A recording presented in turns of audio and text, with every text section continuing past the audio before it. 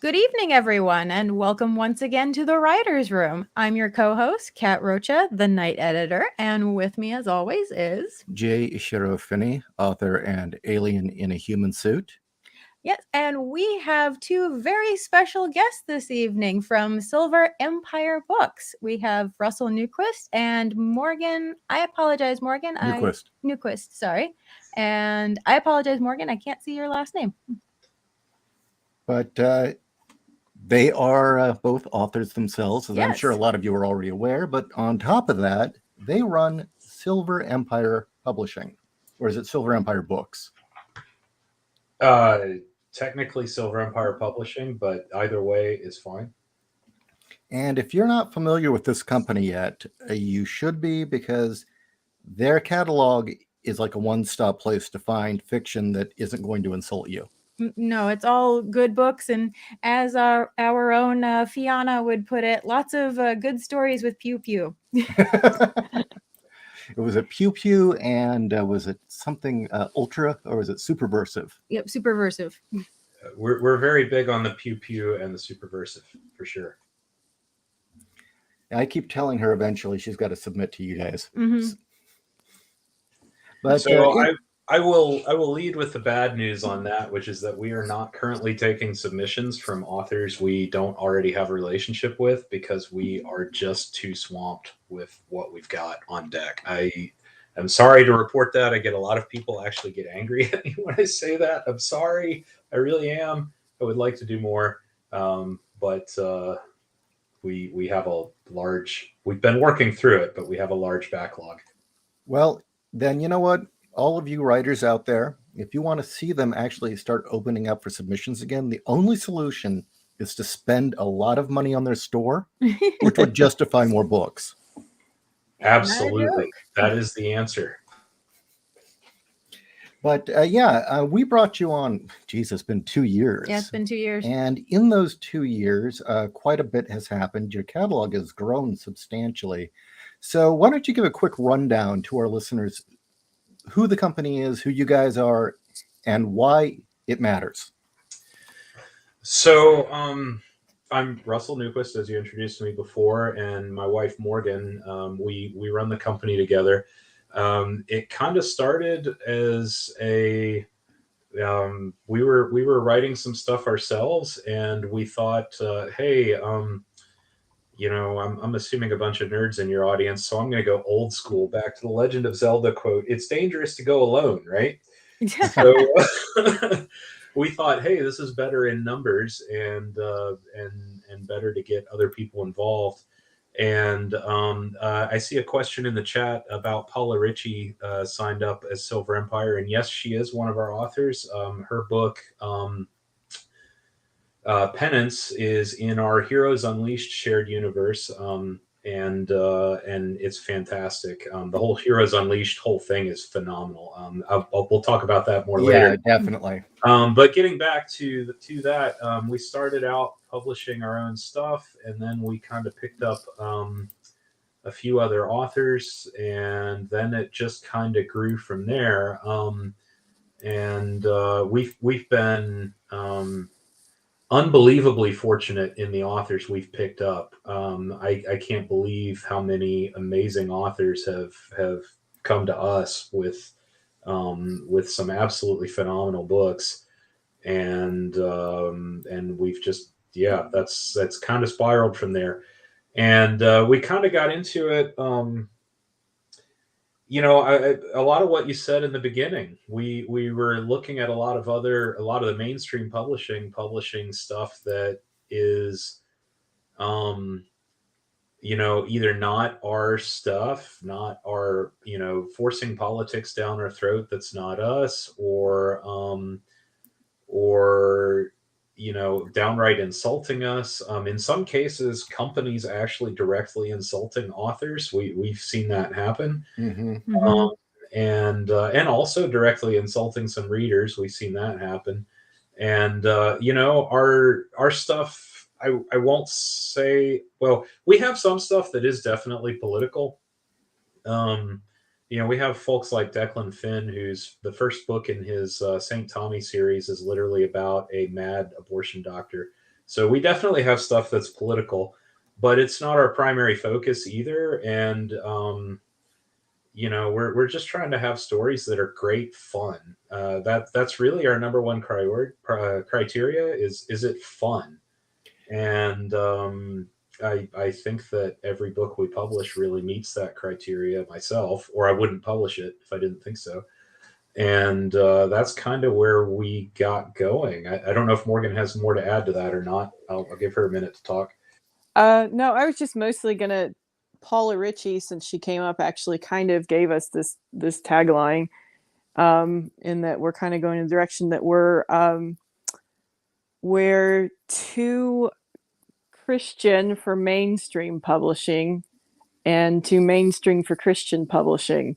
So like we occupy this weird space where we're not really Christian fiction, but many of our books have a lot of faith in it, and that's something that the industry is actually kind of hostile to. But it's not also like this kind of milquetoast trash that's kind of been associated with Christian fiction either. We're not afraid to touch religion and faith in our books, and it's not just Christianity. We were talking before the show about Benjamin Chea, and his background being Asian is a very interesting mix of Christianity and Buddhism, and that shows through in his books, and it's really interesting. And we love being able to explore that sort of thing. Hey, Raleigh, see you in the comments there. Good to see you, my friend. Yeah, I mean, that's just we're not afraid to touch it. It's an area where a lot of modern publishing is just afraid to even go there, and we're not. But it's also not what we really define ourselves by. We just want to have a good story that is, not going to insult our readers, and just go have a good time. Well, the thing I recall most importantly was that when I had read War Demons, which is your book, which is excellent, by the way. If you are into kind of the urban horror occult type stuff, it's well worth checking out. I didn't really even perceive it as being a Catholic book. I know you sold it as Catholic horror, but it did not come across as such to me. Well, and so I'll talk about my own book for a second since you brought it up. My personal approach has been to have a book that is in a world that is explicitly the world building is explicitly Catholic and Christian. And it is, I am Catholic, so I'm going to start with that. But rather than building a supernatural world from scratch, my approach was, this already exists with hundreds of years of Catholic folklore. And, what if, crazy thought, to me, to who is Catholic, what if all the so-called Catholic mythology, the mythological sides, the fantastical sides, what if that's real? And assuming that is real, and also assuming the theology is real, and writing my world that way, but also purposefully did not want to beat people over the head with, you should be good Catholic, right? I just wanted to tell a good story set in that world. And at least for some readers, I've succeeded in that. And I'll take that as I get it, and leave it to the other readers to decide for themselves. But we have a gamut. We have a number of authors who are significantly less religious even than that in their writing, and then we have a number who are even more religious than that. Like I mentioned Declan Finn earlier. His Saint Tommy series is literally about a detective who fights demons with the powers of a saint, and it is very, very, very Catholic, not just Christian, but explicitly Catholic. And then you have on the other side, again, supernatural urban horror with Daniel Humphreys and his series, which, kind of has some hints of Christianity in it a little bit, but it's really, it's not a dominant theme in the story. but he does touch on it a bit, and he's got some of that in there too. So, we kind of like we've kind of let our authors run the gamut of what works for them, and again, what works for the story, and makes it for a good yarn. Well, the thing that strikes me is that when people hear, and I brought this up last time we talked, is when they hear Christian or Catholic fiction, it really has the same ring as Christian rock did in the 80s. It's like, oh, okay, whatever. And there's unfortunately a very good reason for that. Yeah. And we know that, we're aware of that, and it makes marketing it very tough, because Christian fiction, I'm just going to be bluntly honest, most Christian fiction that's explicitly marketed as Christian fiction is garbage. It's boring, it's bad writing, it's stories. It's right side message fiction. It is message fiction, largely evangelical message fiction. I'll pick my sides in the theological debate for a moment. Although I will say that we have evangelicals that we publish too. We are not just Catholic, and we're okay with that. But it's beat you over the head message fiction. Here's a big thing that I'll explain is the difference between our books in general, all of ours, versus a lot of traditional Christian fiction, right?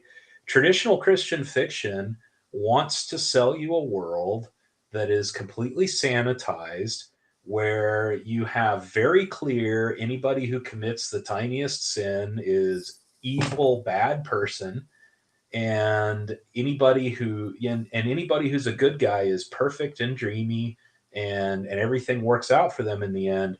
And on our version, on all of them, is the real world that we live in, which is that people, even good people, are not perfect. and people do things that are even good Christian people do things that are not good, right? We all make mistakes. In the Christian terminology, we're all sinners. And we're not afraid to show that in our fiction, to show that our heroes are not perfect people. And that's good.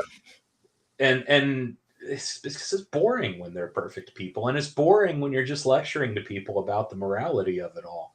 Well, what's interesting is your description of Christian fiction. Just replace Christianity with socialism, and you've got what we're being sold right now from the mainstream. Well, I was also going to say, sounds like, the great thing about your stories is that, or the stories that Silver Empire publishes, is that you have actual characters, and characters have flaws, which means you don't have books chock full of Mary Sues, basically.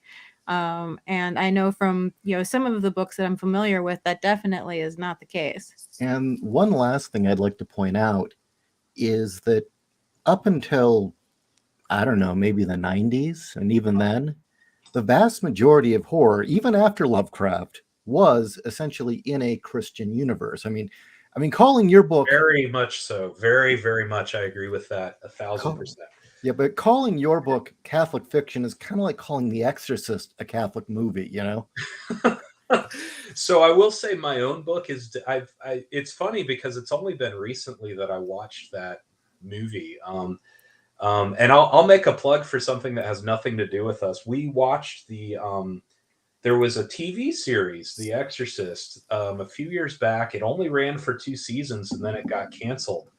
And we watched that. Morgan and I watched it together, and we were like, holy cow, this is the closest thing on TV to our books that we've ever seen. And we watched it, and it was great, and we loved it. And then we went back and watched the old movie from the 70s afterwards, and we're like, this isn't as good. But I will take your point very much. The example that I like to give is that Dracula is not a book one would lump under Christian fiction in any normal sense. But it is. And yet it is absolutely a Christian book. The entirety of the story, the entirety of the setting, and the mechanics in the world, and how things work is absolutely built around taking Christianity as a worldview for granted, right? He didn't even explain it. It's just taken for granted in there. And for myself, that was my own conscious approach to writing my book. Our authors have gone in different directions as far as how consciously they're in that mode or how direct they are with it. But that's the example that I like to give, and so much so that people get sick of hearing me say it, but it very much is.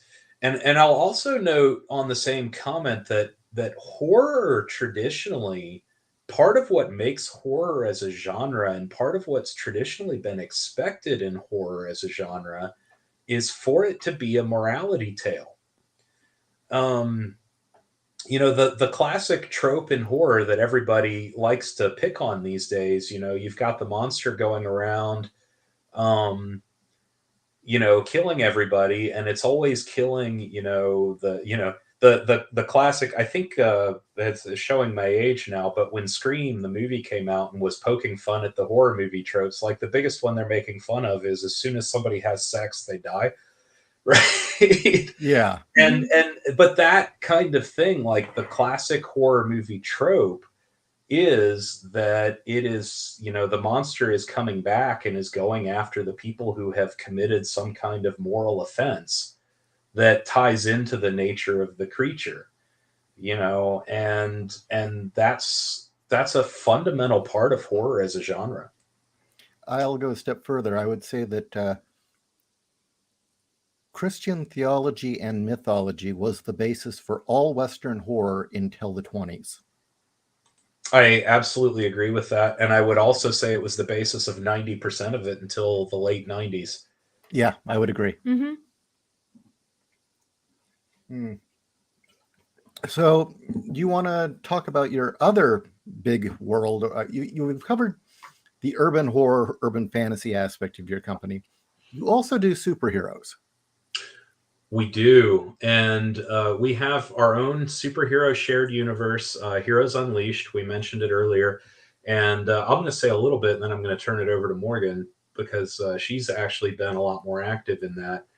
But we purposefully went and gathered together a number of absolutely phenomenal authors and asked them to help us create this series together. And basically what we did, the way we approached it, was to get a handful of authors, get concepts from them for their own characters and what they wanted to do, and loosely tie it all together into a shared world, kind of the way the Marvel universe has worked historically, where you have all these characters and they have their own stories and they have their own things, but they live in the same world and interact with each other, and things that happen in one story affect the other story, although you don't have to read all the other stories in order to go and get them.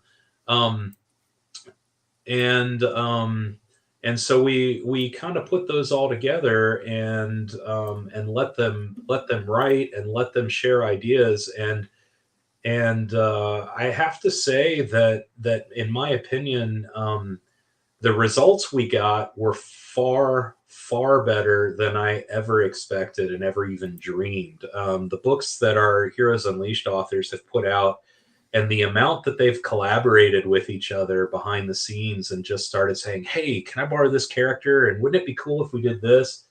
Really has been phenomenal. And I'm going to turn it over to Morgan for a minute and let her talk, because she wrote the first book in the series, Heroes Fall, which if you have a chance, go check it out. The preview on Amazon, the prologue to that book is one of the most amazing things you'll ever read. I honestly believe that. Just it's that good.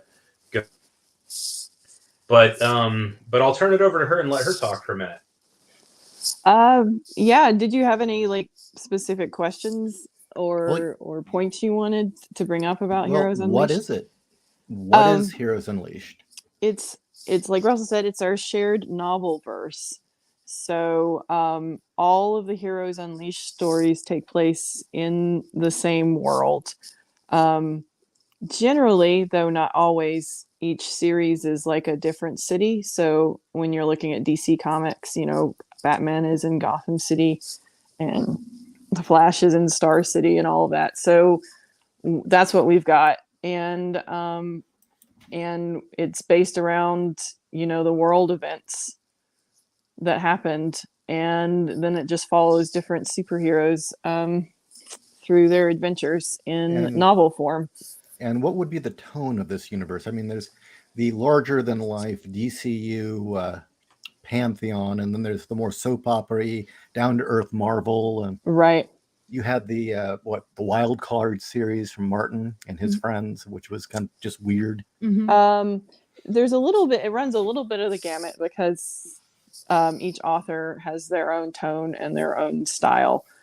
But I would probably put the general tone as maybe like Straczynski's Rising Stars. Slightly, for the most part, like a little bit grittier, slightly, I mean, I know it's like kind of got connotations, but slightly more realistic. Definitely, with the exception of Paula Ritchie's book, they're for teenagers or adults. They're not young adult or kid novels. And a lot of it's about kind of exploring the difficult questions on being a superhero, and everything is based around this big world event where basically the Superman of that universe went crazy one day and destroyed half of the big city, and it changed the world for regular people and superheroes forever after that. And the different books deal with kind of different aspects, I guess, of the blowback from that. And your book, your character, what can you tell me about your character's journey dealing with that event? Well, yeah, who is your character, first of all, that you wrote in your first book?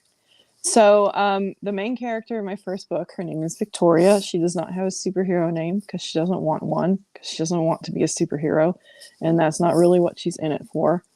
And she basically gets, by association, kind of pulled in to the event is called the Rampage, and she gets pulled into the 20-year anniversary aftermath of the Rampage. And yeah, she ends up discovering what actually happened to cause all of that to happen, and really realizing kind of the nature of how a lot of the superheroes in their world are. She knew it a little bit because she didn't want to be one, because at least in my books, they're kind of like Instagram influencers. So, like, you know, they all want their shot to the top, and they're going to do all kinds of things and record it and post it on social media and get sponsorships and all of that kind of thing to support their superhero lifestyle. Do you have a Jake Paul superhero?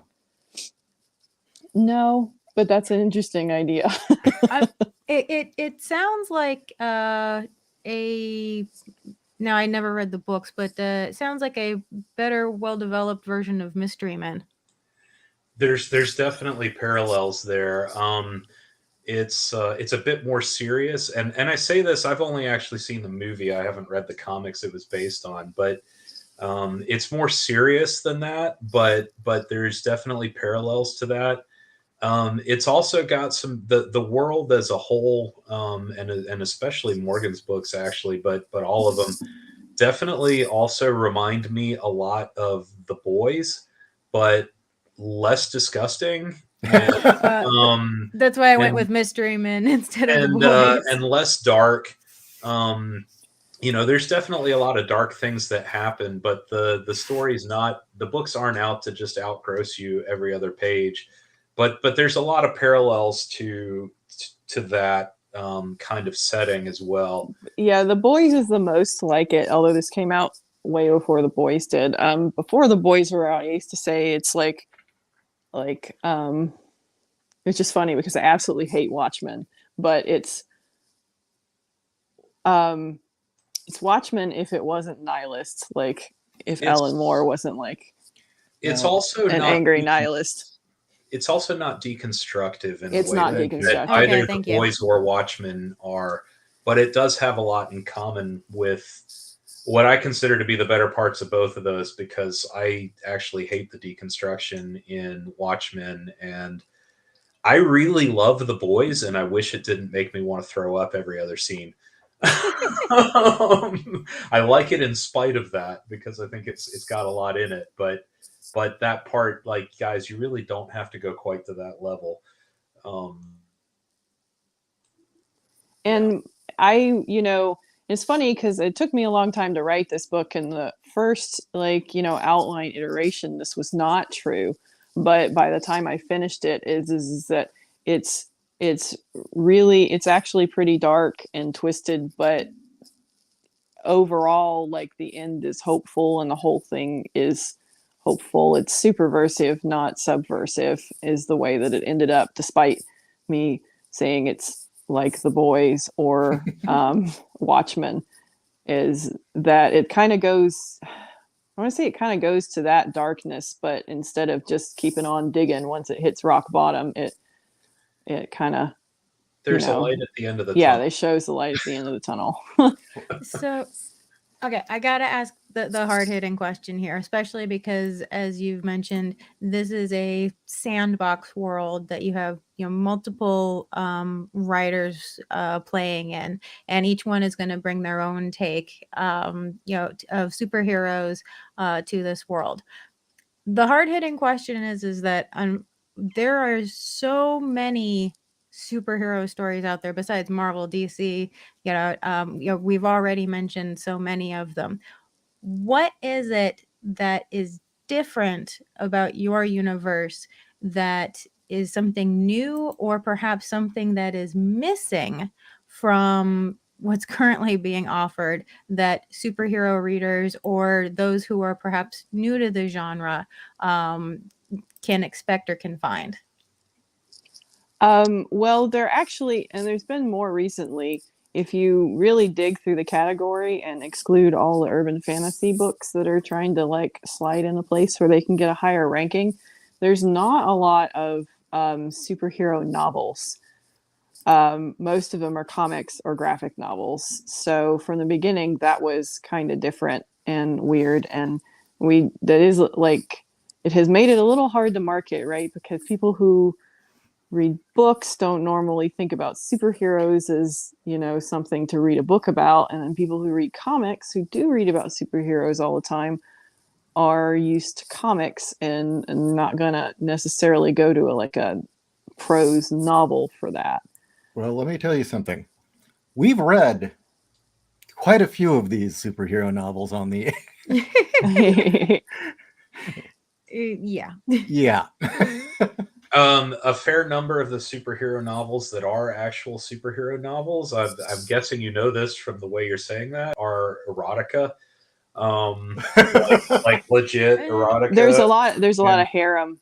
Yeah. No, actually, superhero we were talking. We avoided those. We were talking No, about. it's more the erotica that involves food. Oh, yeah. I'm not familiar with those, and I don't think I want to be. We were reading on air segments in the previews from the various novels from DC and Marvel. Yeah. Oh, really? They're awful. They are. They're god awful. And I say the bit about food because I eventually coined the term Simone's Law, because Gail Simone has this horrid habit of putting in inappropriate references to and indulging in food in her books. And all of these books included that in there too, like scenes that didn't mean anything, of just like an orgy of food. It's like, why are you telling me this? That's very bizarre. I can promise there's no food orgies in Heroes Unleashed. Okay, good. So one big differentiator right there. No food orgies. Well, like Faith. Remember, Faith. we read the Faith novel out loud. It was like No. every other scene was food. Actually, I was thinking of I'm Not Starfire. Oh, God, no, no.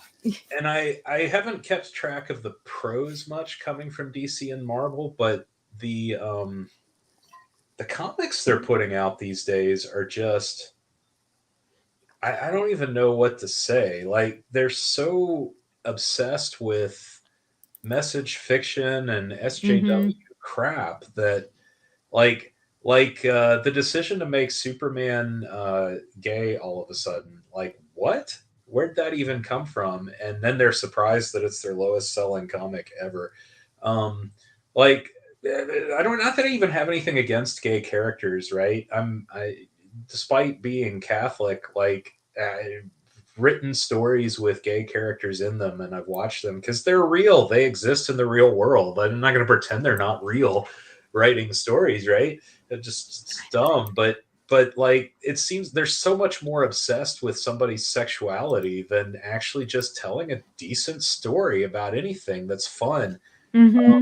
Superman is supposed to be fun, okay? I'm 40 years old. I've been familiar with Superman for decades, and he's had a lot of different incarnations and he's had a lot of changes over the years, but if Superman's not fun, there's no point. You're doing something wrong. And so that's been a definite it's been a definite part of what we've set out to do about that.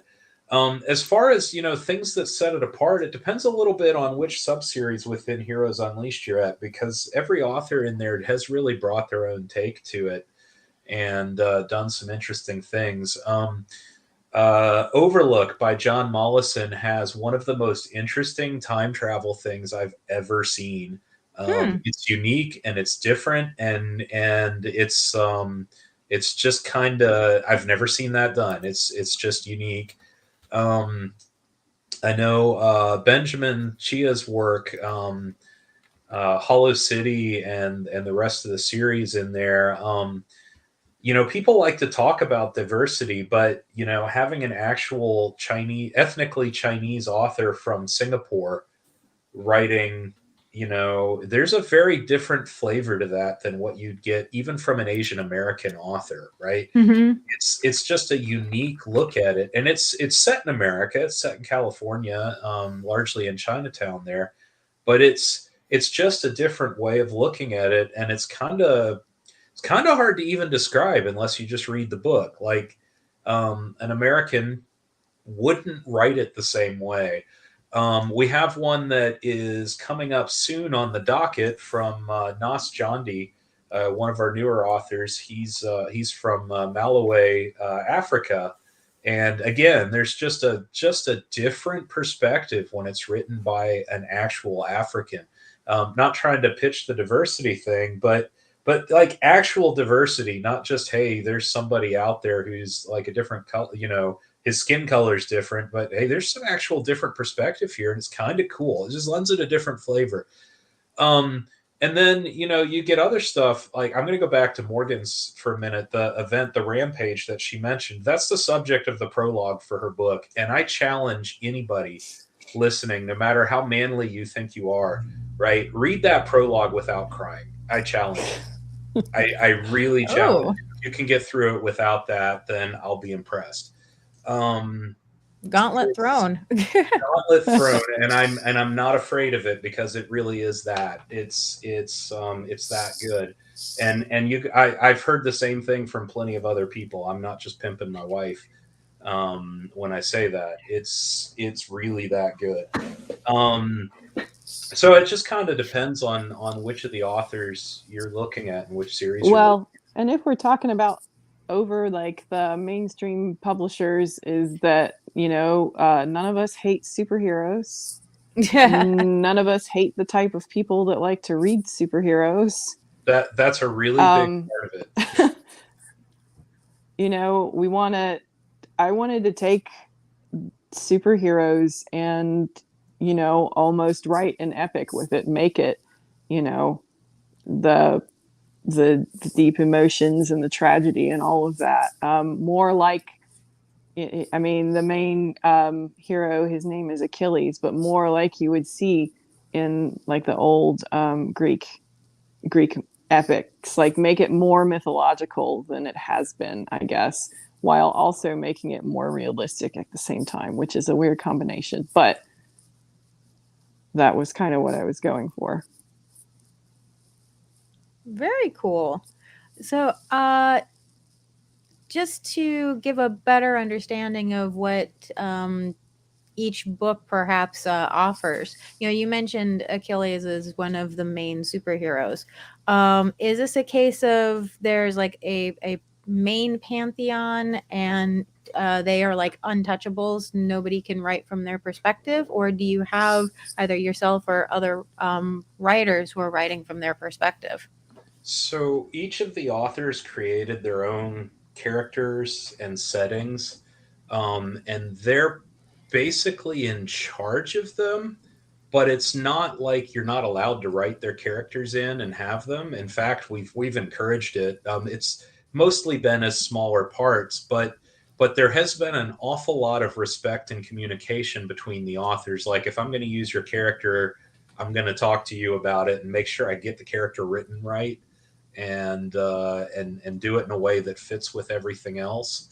And that's one of the things I meant when I was talking earlier about how well it's turned out. The way the authors have really gone to town with using the stuff from each other and making it all kind of fit together. There have been a few things like Morgan's character Achilles has been worked into John Mollison's series in a couple of really interesting ways.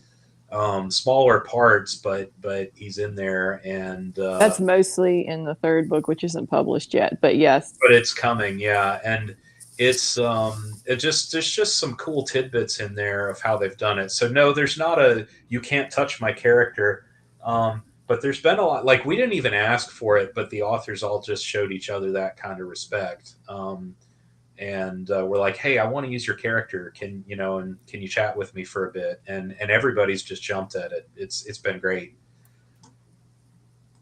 That's wonderful. I keep meaning to go, like, so the appearances run the gamut from, here's a little Easter egg. So a lot of people didn't realize this because she's called something slightly different, but Penance from Paula Ritchie's novel is in Heroes Fall as Penny, and mine was published actually years before Paula's ended up being published. So we worked that in, and we need to do like a little webpage that like lists, here's all, this character appears in these books, and sometimes they're an Easter egg, kind of just like mentioned in passing to see whether you catch it, and sometimes they're a pretty big deal. That my big villain is actually in book 2 of Chia's books. And then I know he's bringing other ones into his other books, and everybody's kind of doing the same thing. So it's kind of like a big sandbox that all of us are getting to play in, which is actually a lot of fun. Do you have a wiki that shows like where all the different characters show up, or kind of story trees showing where they fall in relation to each other, as far as this story takes place before this story or after this other story? We have an internal wiki for that I have actually been lax on updating, but this got like the basics in it for everybody to check. I want to do one. The newer books are going to be published with a timeline in the front, because like rather than giving years like 2027 or whatever, we actually have internal years so we can keep track of it, but we don't put it in the books because we don't want it to like age. But the Rampage is the defining event. So like we said, okay, the Rampage was here, and then this story is plus or minus this many years from the Rampage. So like mine, which is the first one, is 20 years after the Rampage, but John Mollison's take place 10 years after the Rampage, which is 10 years before mine. And then there's a second event called the Rebirth, where there's more superheroes that are made. that'll come at the end of my series.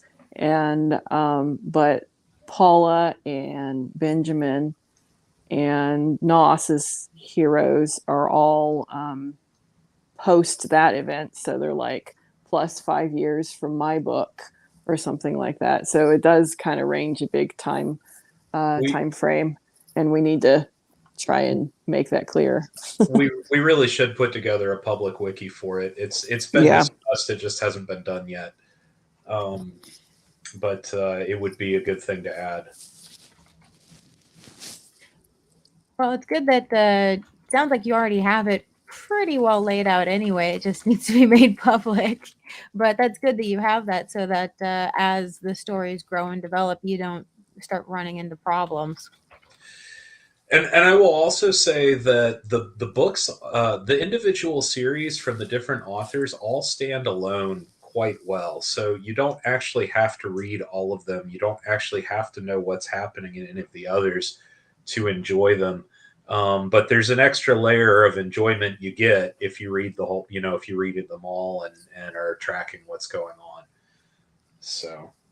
And I know you said that Silver Empire is not accepting submissions at this time, but since this is a sandbox world, is this a invite only sort of thing? Or if like, somebody was to really buddy up to you and go, hey, by the way, I have an idea. Well, Thomas Plutarch is the one you have to talk to, apparently. Oh.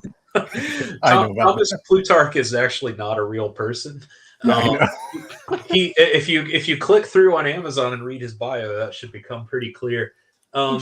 We created a fictional character who actually exists within the Heroes Unleashed world, to be the co-author to all of the books, because what we wanted to do was basically we wanted to help make the books more discoverable for Amazon. So having them all have a common author makes that work better for selling the books. But we didn't want to just hide all the authors' names and just put them out under a pen name. We didn't think that was fair to them, and we wanted them to have the credit for the books they'd done. And then we just hit on having him be somebody who existed in the world as a fun way to do it, and that actually has been fun. He actually appears in the books, Thomas Plutarch, in more than one place, and it is fun the way, we kind of put him together and created him as a lark, and then we started having authors asking us questions about him because they wanted to put him in the books. So, that's been really fun too. That's really clever. Yeah, they're always messing with it, I guess, but there's no publisher page. Like, you can't go look at a publisher page on Amazon. Yeah, that's true. So, like, someone could have read all of one series in Heroes Unleashed and not even realize that, there was all the rest of this universe to go discover. So, but more directly for now, unless Russell corrects me, is it's mostly invite only.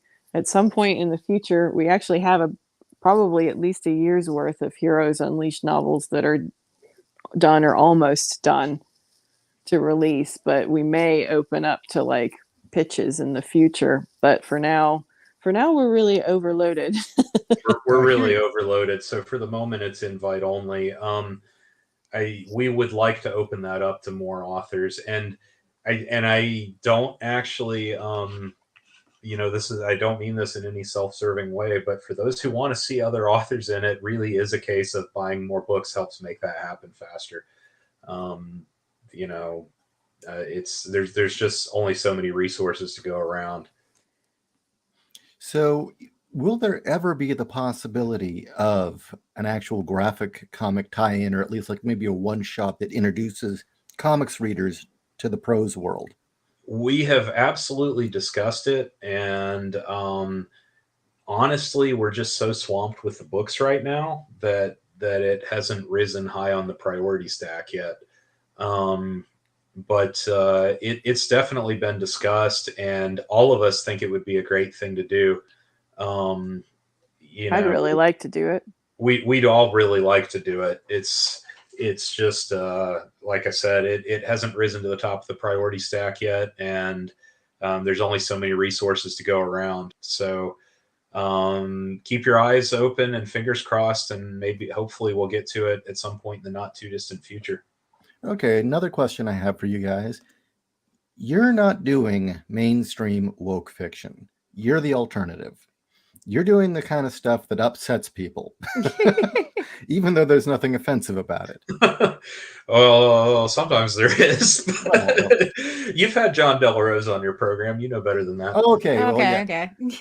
Oh, you Yeah, say but- that, and his books are not offensive. John is offensive. So- Well, John goes out of his way to be I love provocative.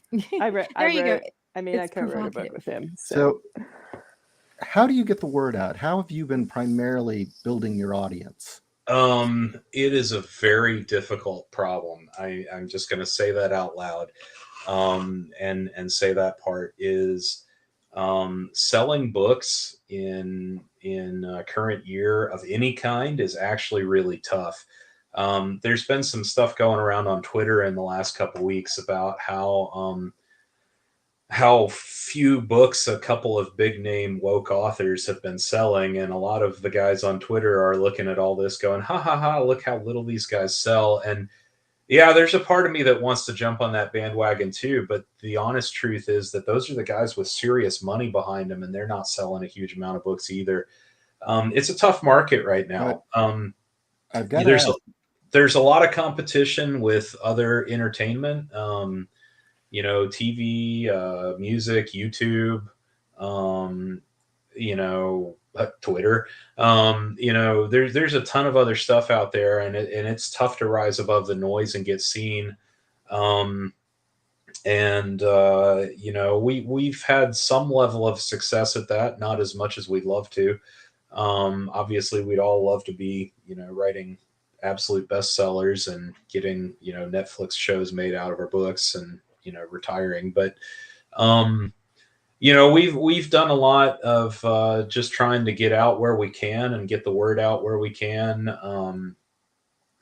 Finding people who enjoy those kinds of books and getting them, to help spread the word. Word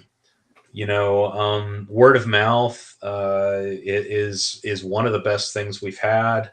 All the traditional stuff too, with varying degrees of success of, traditional advertising and other things. You name it, we've probably tried it. But it's an uphill battle. It's a really big uphill battle for any new author. It's a tough space to enter and a tougher space to succeed at. There's no doubt. All right. Well, all of you listening, all 25 of you right now, and the next 100 and some that will later on, all of you listening, this is why, one, you've got to actually go tell people about the books like these that you like.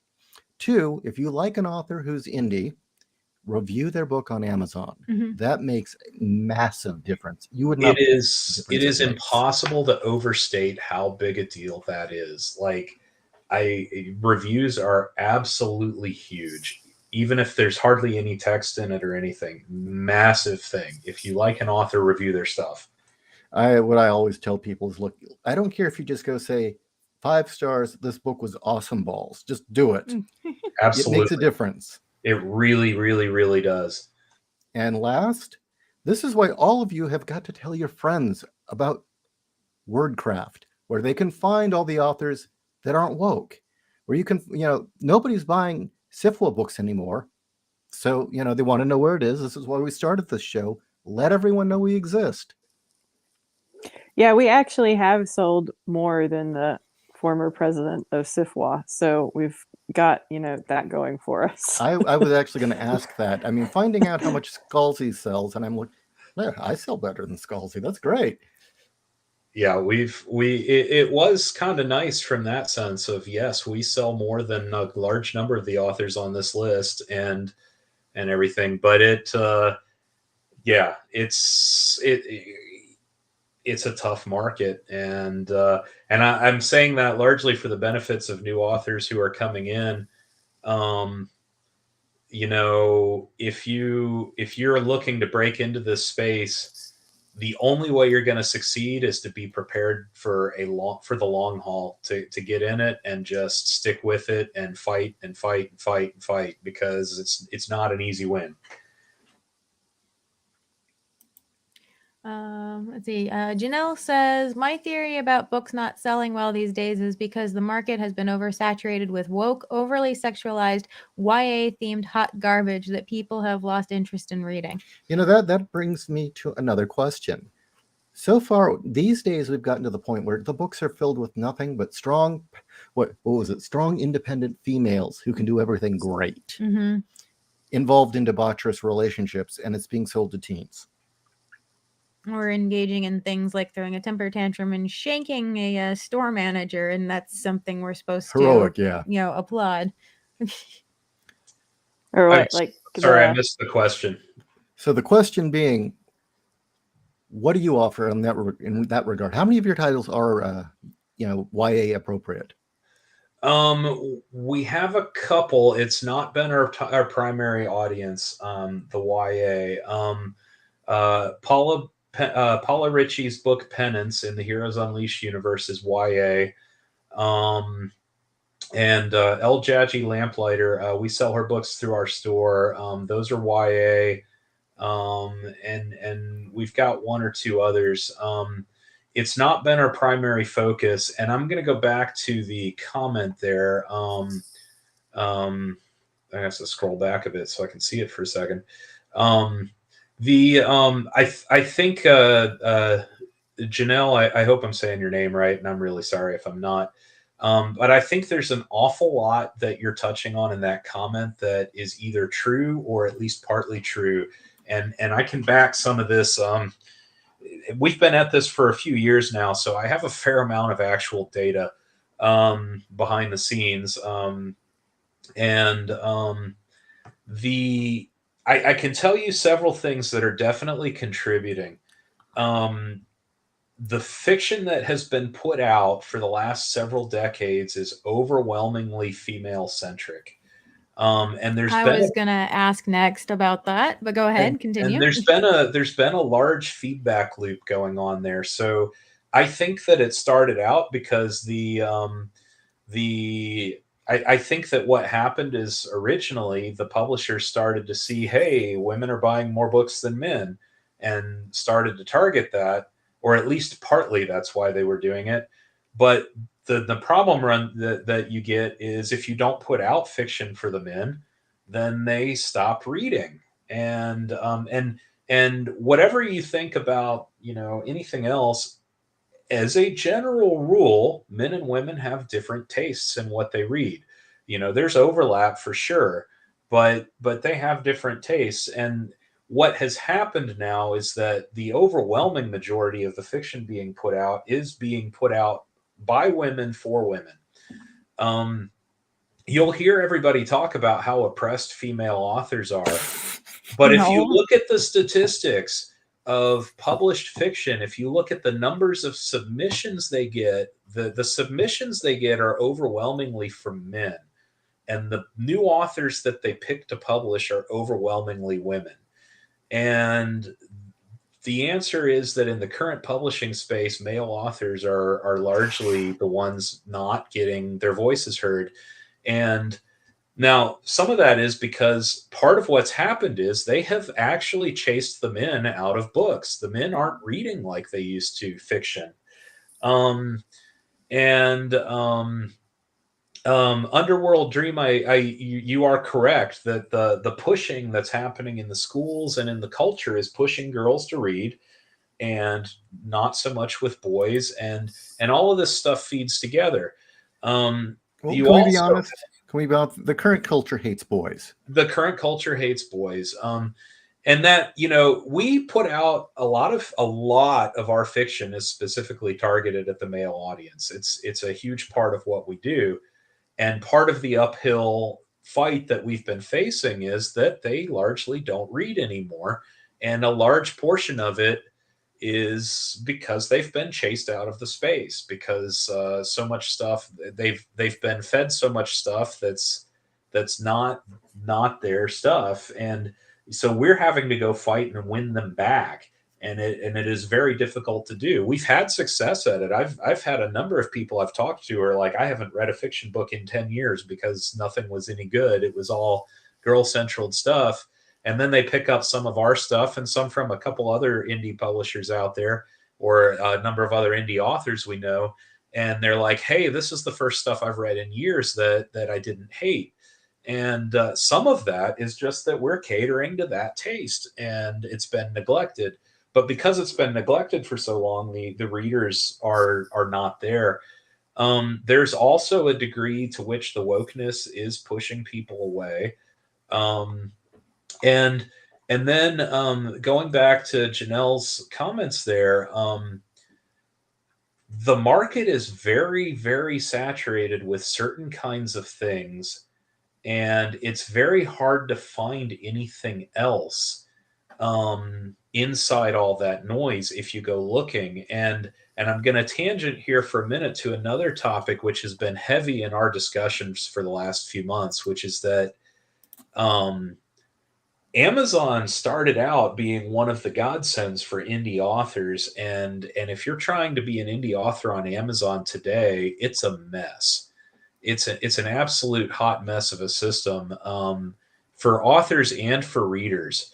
I challenge you right now. There are 10 of our books up on the screen right now that you can see. I challenge you to grab the title and the author from those 10 books, plug them into the search engine on Amazon, and see how many of them show up in the top 10 search results when you're putting in the actual exact title and the exact author. Their search system is so skewed by other factors right now that even if you know the exact product you want to find, it is an absolute pain to find the product. And it's just getting lost amidst a number of people. Some of them are doing tricks like Morgan was talking about earlier. If you go pull up the superhero category on Amazon, 90% of it is urban fantasy that the authors have just dumped in the category, and Amazon doesn't care. They're doing nothing about it. But there's also a fair amount of actual scams going on where people are putting together books that have basically no content, and they're scamming the Amazon algorithms. And Amazon's not doing a very good job of policing that either and getting it out of the system. And then Amazon's just making it hard to find stuff in their current system. And so and they've driven everybody else out of business. So there's nowhere else to even go to discover books. So there's a number of things that are contributing to the problem, making it very difficult. And I don't want to descend into what I'm hoping I don't offend a bunch of my friends now when I say this, but a fair number of indie authors will start listing this stuff and just whining about it. And I don't want to come at it from that perspective, but it is also the case that if you're going to do anything, you have to understand that this is how it is now, and you've got to get around and solve these problems if you want to move books. And it's not easy to do. It's just not. Well, have you know that Christopher Lonsdown's books come up immediately? That's fantastic. I'm glad to know. His are quite good as well. So, did you have a last question, or are we going to call it a night? No, actually, he answered my question. That I was going to comment that for the last decade, I haven't bought a contemporary book that has a female protagonist because, as you said, they're all female-centric, and I'm not interested in that because none of those characters are actual characters. They're, cutouts for the reader to implant themselves in and say, pretend that that's them having these adventures, or they're, little Miss Perfects who can do absolutely nothing wrong. And that's boring.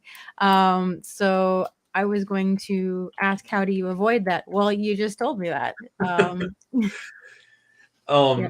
And I will say I can recommend a number of books we've got that have either female main characters or high secondary characters that are very, very strong and very definitely not Mary Sue's. Morgan's book Heroes Fall is a great recommendation for that. Absolutely not a Mary Sue character, and it is a female main character. You know, people have differing tastes on what they like. Declan Finn's Love at First Bite series, his vampire novels, it's a male and female co-protagonists there. Very much not a typical character. You know, I think you can sum that up by saying she's a Catholic vampire. If you can square that circle, which he actually managed to do.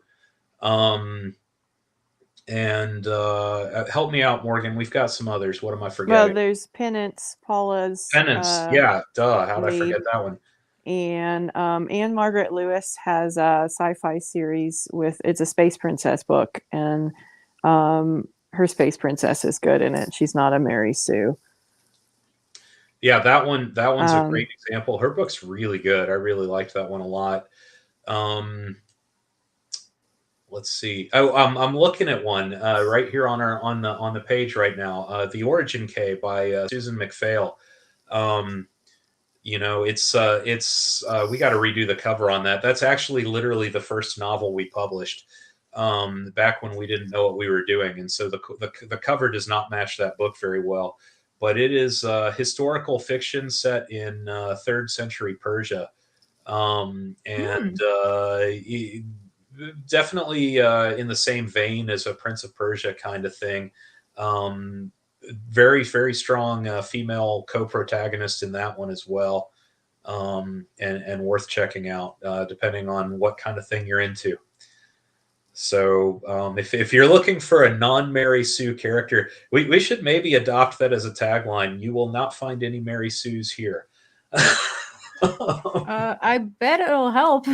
I mean, unfortunately, there are just it's hard to find a book that doesn't have a Mary Sue. And then I'm also including that with a male protagonist. I'm having a heck of a time finding a contemporarily written book where the male protagonists aren't Mary Sue's. And that's an odd one for me. I was about to make the exact same point. I agree completely. It's very true.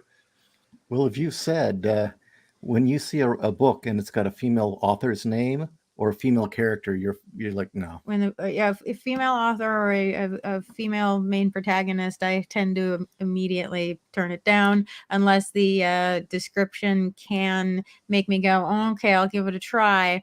But it's been 6 years since I gave a book a try and found out I actually liked it. Well, you also have a test that a lot of these books too many of these books keep failing. Mm-hmm. Oh, I'm curious now. I want to know what the test is. And the test is the female protagonist shows up, some dork, jock, stereotypical meathead guy hits on her, and she kicks his ass. That's a good test. That's an annoying thing. Yeah, you guys, it makes me think of what that deleted scene from Captain Marvel where she just beats the shit out of a dude just for looking. It's like, no. Looking at her. I don't. Yeah, exactly. Just to show everyone how tough she is. When I was slush reading for Pseudopod back before they got totally woke, that was one of my unforgivable sins, was if the female protagonist runs into a guy and kicks his ass for no reason other than he just looks at her or says, "Hey, baby." It's like, no, that's stupid. Yeah, in real life, you'd go to jail for that. Mm-hmm. Just saying. I mean, and for good reason. If a dude did that, he'd go to jail for it too. That's not acceptable. That's assault. That's a felony. Or if she just an overreaction to something as simple as somebody noticing that you're human and that you're not ugly. Even if it's absolute disgust and it's all inner monologue, it's like, I now hate your character, I don't want to read this. Oh man, I have a funny story related to that. So there's a scene in my book where I was trying to come up with, there's a scene in the book that's in the prison with the 2 prison guards and Achilles, And then Achilles' daughter is on the TV screen. And then one of the guards starts like saying really filthy things about, you know, the supervillain who's sitting right in front of him's daughter who is on the TV screen. And while I was trying to figure out, like, I'm like, okay, this needs to be like really bad what this guy is saying. And so I went on Twitter and I was like, hey, can you guys like tell me the absolute worst thing somebody could say about you, like in a cat call or, you know, and then I kept getting these responses back that were so pathetic. Like, oh, he told me I should smile more. And I'm like, I can't use any of this. Nobody is being actually filthy to you guys. Like, that's the worst. Morgan? Yes. It's interesting that you bring that up because I'm writing, well, I've got 2 books I'm writing. The second one is a guide for avoiding these kinds of cliches and problems in books and writing techniques. And I get into that scene and the cat calling. And I did actually go through and research all those catcalling videos and watched all of them. And found that the only thing they ever proved was that New York's a very, very rude city. Oh, I have never. The first time I was catcalled in my entire life was in San Francisco. Like, really? Yes. There you go. It has never happened to me, you know, where I live in backwards bumfuck Alabama. You know, but Yeah. like first trip to San Francisco, getting catcalled by the homeless guys living in the store alcoves. We're not in a small town in Alabama. No, Our county has 500,000 people living in it. It's I'm a just decent making fun of people who act like It's Alabama's backwards on everything. But it's like, yeah, probably a manners thing. There was a study done by some women's magazine where they did the video in different cities. And the things they were counting as cat calls were ridiculous. Stuff like, oh, well, you first, ma'am. And can I hold... this old man at a crosswalk offers his umbrella to a girl. And they count that as a cat call. I mean, if you're counting manners as catcalling, then the South is screwed. Yeah. Like, but you have bigger problems if that's a cat call. I was so disappointed though, because it's like I don't think that way, and I haven't been catcalled a lot, so I'm like, okay, I need some stuff that's really awful that would make a dude really mad to listen to someone talking about his daughter that way. And everything I got back was just weak sauce. And you know, I can understand if you're in prison, especially if the guard knows who you are, knows who the girl on the screen is, and is saying the most filthy things he can think of just to get you riled up. Yeah, I can understand that. But as far as, but women, I'm going to interrupt you because even there, the character does not go over and beat the tar out of people for it. He does something much funnier instead. But and that's great. See that shows good writing, because everybody is expecting the easy thing, the action film thing, the go over and beat the tar out of the guard, or do something, even if it's not immediate, later, like beat the crap out of him, because people don't have imaginations anymore. And you are correct. It is much more fun when you don't do that. And I won't spoil it for anybody reading the book, but I quite enjoyed the way Morgan handled that situation. Well, I mean, it was supposed to be a foil specifically in that scene because he's supposed to be this terrible guy with a bad temper, and then he does not react the way that one would expect him to it. And that was the point of the entire scene, actually. But and I applaud you. I seriously, I applaud you that actually having good character development and good writing, it's rare. I hate to say it, it's rare. My favorite things are characters, and it has been kind of disappointing in a lot of cases trying to read things, especially like, so I'll say all of my books have at least female co-protagonists in them, and part of that is because I'm a woman, so I'm like, well, I think, it's easier for me to get into a woman's head than a man's head. Not that I don't write men either, but I also kind of do it because it's like I don't get to see these characters in anything anymore, so I guess I'm just gonna have to write them myself. That's cool. Actually, you are fulfilling a need. So thank you. The last book that I read with a female protagonist that I enjoyed, the story was great until the shoehorned in romance plot got introduced. And by shoehorned, I mean the plot came to a full dead stop for a third of the book to have her bitch out her boyfriend over a phone. Love Pads the film? Yeah, Love Pads the film, exactly. And I'm like, okay, I'm done. It's like, obviously somebody thought that having a romance was needed in this story, and it wasn't. And it's like, I'm done. That is a problem. Part of the female-centric publishing is that now they publish all kinds of books that are functionally romance light. Like they have all the romance tropes, but they stick them in a different category. So, I guess women can feel more sophisticated or not be embarrassed that they're actually reading romance. I think the ironic part is that they were going on and on for years. They weren't allowed in these boys' clubs, and they love superheroes and sci-fi and fantasy too. And they show up and they turn it all into crappy romance. And okay. I was just gonna say a romance element is fine, but there's a very big difference between a romance element and like it becoming the whole reason for the story. And that's fine for some people. It's just not the reason why I'm reading books.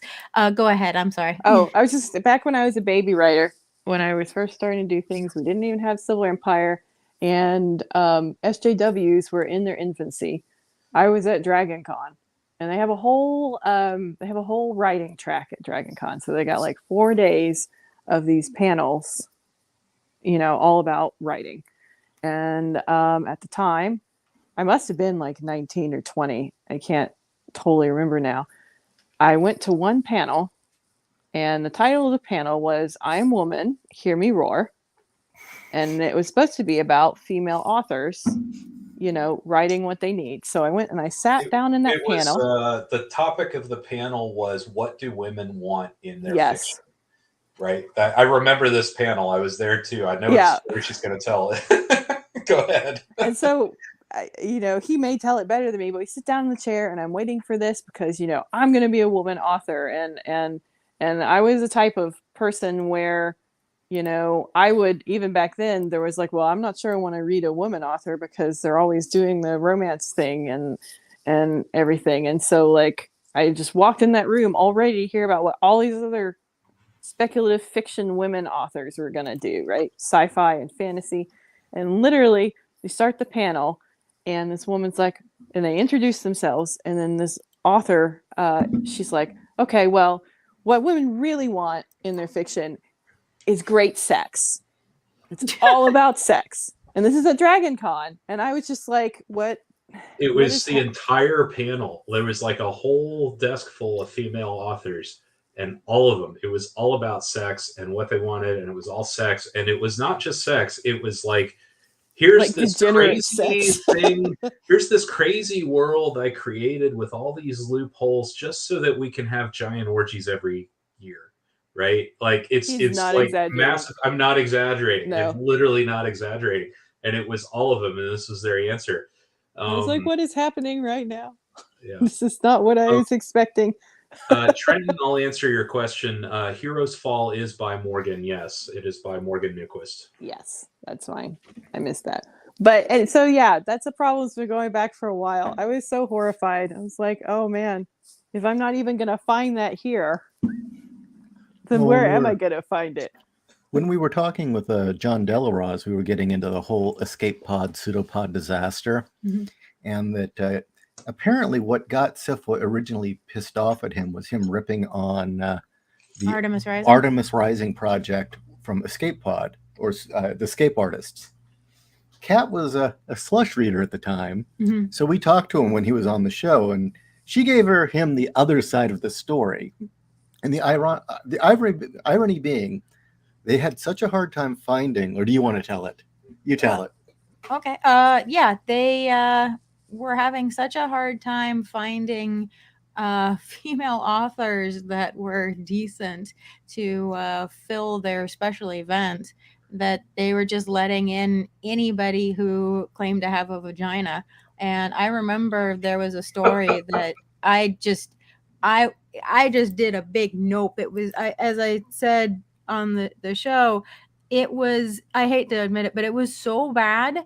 At the point I normally would have just stopped reading and gone on to something else, I continued to read because I wanted to see how deep the rabbit hole went, because it was doing all of my unforgivable sins, including, flipping out because a guy happened to look at her, or, starting off with by saying,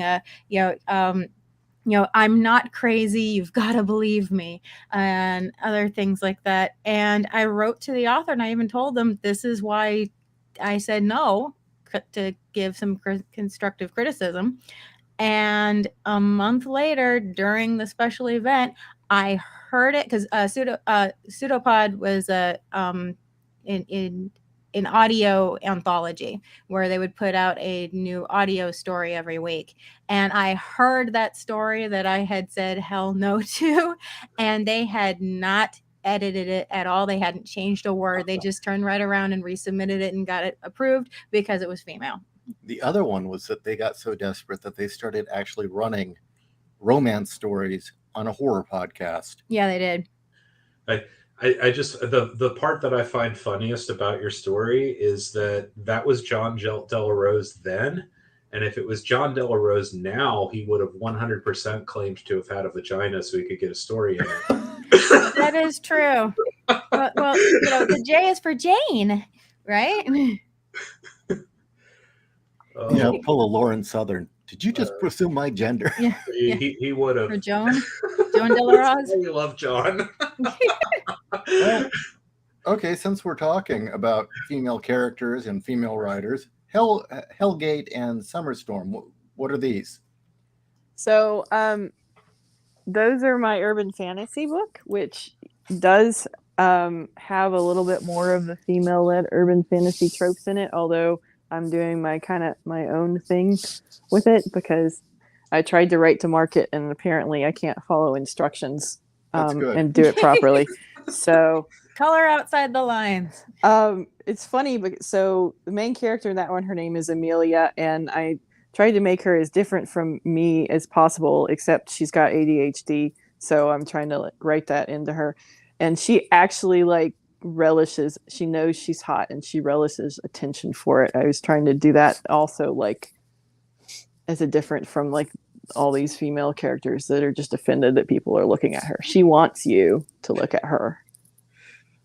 But it's a fairly typical urban fantasy, except that it's suburban instead of urban. It's the neighborhood watch. It's about a girl who moves in with her grandfather after her boyfriend kicks her out of her apartment, and she doesn't want to move back in with her dominating mother. So she moves in with her grandfather, and it turns out her grandfather is the head of a neighborhood watch, and it's not a normal neighborhood watch. He lives in a neighborhood that's on a hellgate. And so there's all kinds of fairy tale mystical creatures in there. And then when he gets sick, she has to take over for him. And so it's kind of like closest thing to is probably Buffy the Vampire Slayer. And with the grandfather, I was going to say, is Shades of Lost Boys at all? A little bit. He has dementia as well, which makes him extra fun. And if you're at all reading it thinking this is not real, he's completely based off of Morgan's grandfather. He's absolutely that awesome. 100% my grandfather.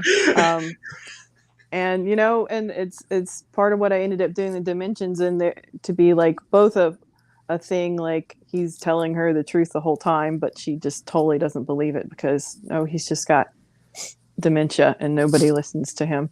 But but also, just to add a very I feel like there's not a lot of depth to these kind of novels. And then when you start dealing with a relative that has dementia, which my actual grandfather did, it gets really, kind of bittersweet and deep and weird sometimes. And I wanted that layer in it too. So is this a kind of a thing where she is introduced to this fantasy fairy tale demon world, and dementia grandpa teaches her the art of demon slaying or something? Or yes and no. I mean, that's the general trope. She's mostly on her own. And we've got some Arthurian legends sort of things that come in the second book. And there's a fairy there's a little bit of the love triangle thing, which I'm doing, but not too bad. There's a fairy across the street and then a ghost hunter next door, and they get into all kinds of shenanigans together. Like I said, I was trying to go for something that would actually fit in the very female reader targeted urban fantasy sort of thing right now, but I didn't really follow it very closely in the end. Well, I think you'll appeal to females who are sick of reading really bad stuff. Mm-hmm. So I think those books are fun. I wrote two of them in the amount of time it's taken me to write the second superhero novel. They're kind of like my palate cleanser because they're not as complicated or as dark. And Amelia's the pink-haired girl in the front, and I actually made a point of making her pink-haired to also be like not what you're expecting for her pink hair and not be an SJW. I did that on purpose too. Nice. So I guess the whole thing is me just turning all of these tropes that I was trying to follow in an attempt to make money on their head, because I thought it was boring not to do that. Well, cool. Well, I like the fact that even though you were trying to do something more mainstream, you couldn't. That actually, that speaks very well of it, actually. Well, that means that if having not read it, but one thing, I mean, I've never been one for stories where the romance is in the forefront, but one of the tropes of a book aimed at females is a love triangle. Everything aimed at females has a love triangle. And so when you say that you tried to do something mainstream, but you couldn't, that makes me think, oh, there might actually be some character development and some like real world consequences, or at least some real choices going on, and not simply for the not to have the Tenchi Muyo complex going. I remember that show. Yeah, especially in the second book, she makes some massive mistakes, and I tried to make it, since it was a very like natural mistake to make, not that she was stupid, but because it's not interesting if everything goes the way it's supposed to go. That's one of my own personal pet peeves, is characters who are just stupid.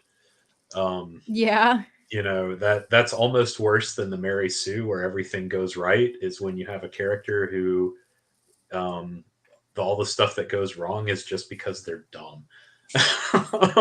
Really drives me crazy. And everybody else is happy to pick up the pieces every time they fuck up. Right. It's much more fun when you have a character who does something smart and it doesn't work. Mm-hmm.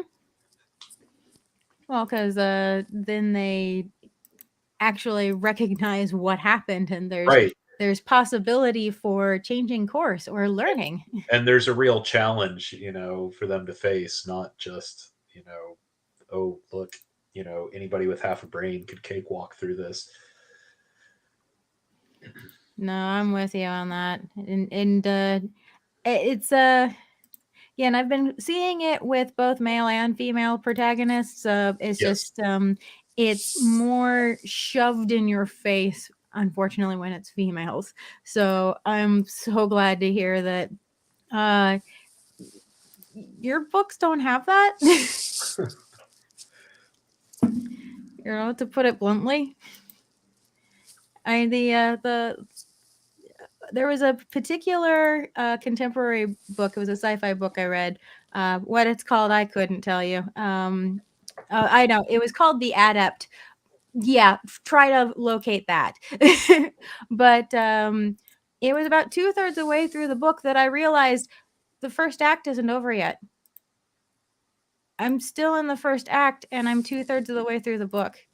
And all we've done is skip merrily through the woods, making light banter as we go, and getting into scrapes that are easily gotten out of. Why am I reading this?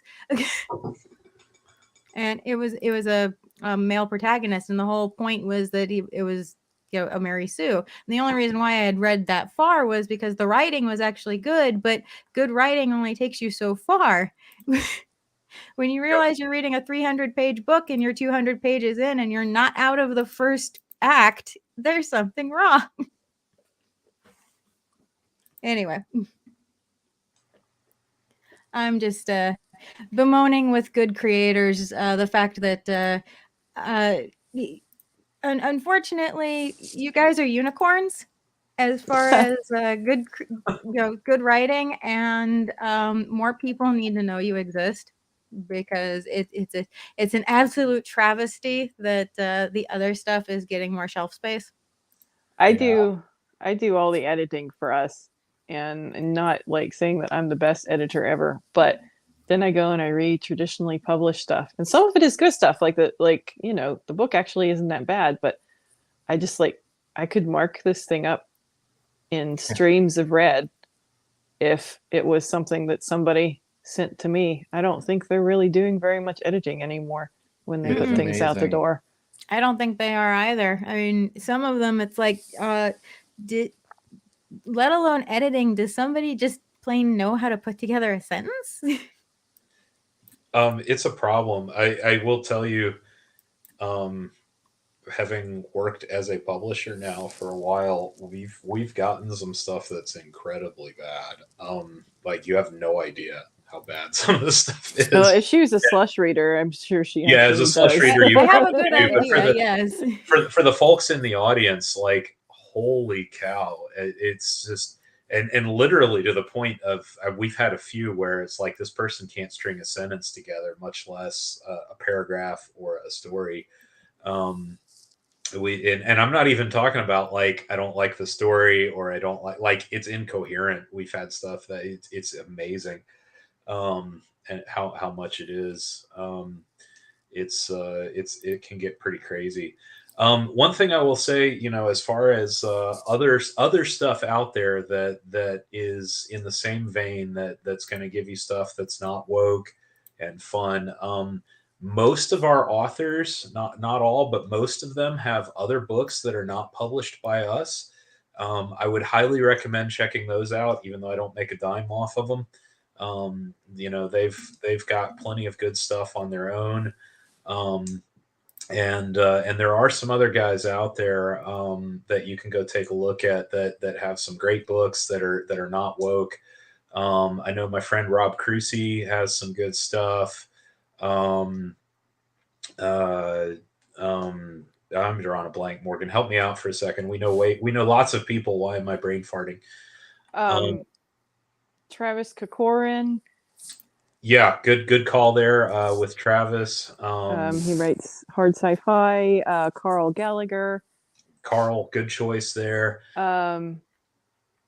This is not a person, but Rob Crucy and a couple other people run a website called Upstream Reviews, which is kind of trying to do the same thing you guys are with WordCraft, just like targeting, posting, and reviewing the indie books and trying to bring attention to them. So like if you go there, they also post sales for when they pop up for old sci-fi novels and stuff, if you need a copy of them on Kindle or something like that.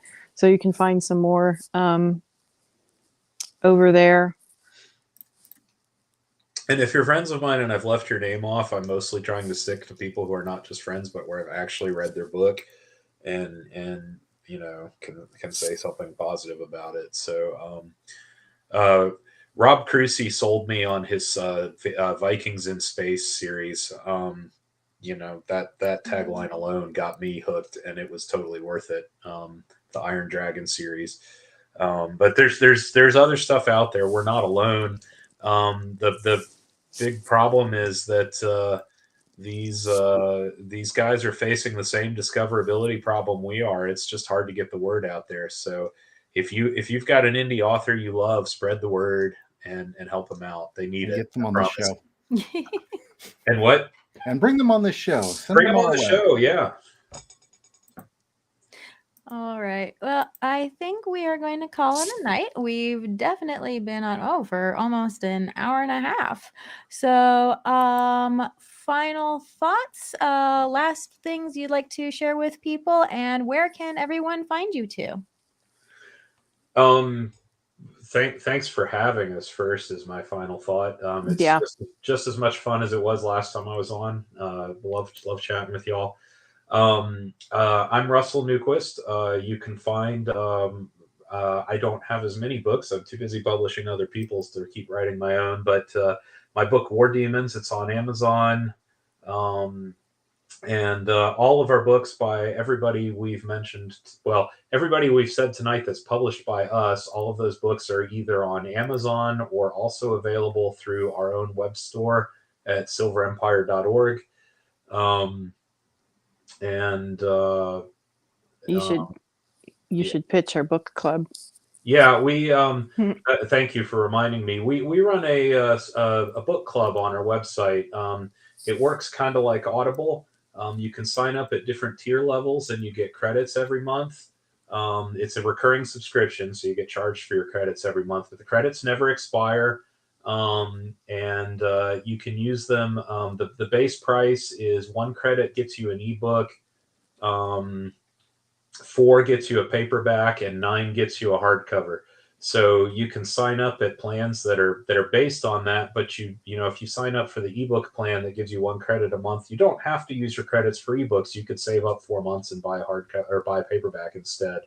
And if you got the hardcover plan, you could use your credits to buy a bunch of ebooks instead if you wanted. So you can mix and match, and we put out new books most months. Not every month do we get a new book out, but we have a pretty decent back catalog now of about 50 or 60 books at this point that you can use your credits on as well. And works out to be a decent discount over list price. And you also get, if you sign up for that, you also get 10% off if you buy a book. Just buy it with money. So, and this is our solution for kind of trying to break away from Amazon and have our own platform. Right. So, it's a nice option. I know I saw somebody in the comments earlier, forgive me for forgetting who mentioned that they were a book club member. Thank you. We love you for that. We really, really do. Yeah, it means it means a lot of things as a publisher. It means we're not beholden to Amazon. It means us as a publisher and your favorite authors get more of the cut of your money instead of it going to Amazon. The authors, the money comes through to us sooner instead of Amazon sitting on it for 2 months. Like, there's a lot of things that buying directly through us actually makes a big difference in helping us instead of buying through Amazon. So, and if you've been a member and you've suffered through the issues we've had getting print books out, we are really sorry. We've had a lot of trouble with our printer during the since COVID hit. We're doing the absolute best we can on that. But the ebooks are instant. You'll get them as soon as you sign up. So, and if you sign up, you get your first month, you get a free credit, so you can grab a free ebook just for signing up. And even if you do get the book from their website or their book club, still review it on Amazon. Please, yes, very much. And on our website, if you can. They both really help. They really, really helps make a difference. Well, finally, before we call it a night, everything you've heard tonight is linked in the description, so you don't have to worry about rewinding and finding it. All down there, along with a few other links. And anything else? No, go check them out, and yes, definitely let them know what you think if you do purchase one of their books. Reviews are so important, and with that said, also check out Jay Ashiro's books on Amazon. Check them out today, and if you've already done so, we would appreciate reviews as well. Yes, if you want to read something that isn't woke, that's great science fiction, that has wonderful characters and is going to change your life forever, I recommend you read Scars by Jay Ashiro Finney, available on Amazon. All right. Thank you, everyone. Thank you so much, Russell and Morgan, for joining us this evening. And Thank you. we will see everyone next week. Thanks for having us.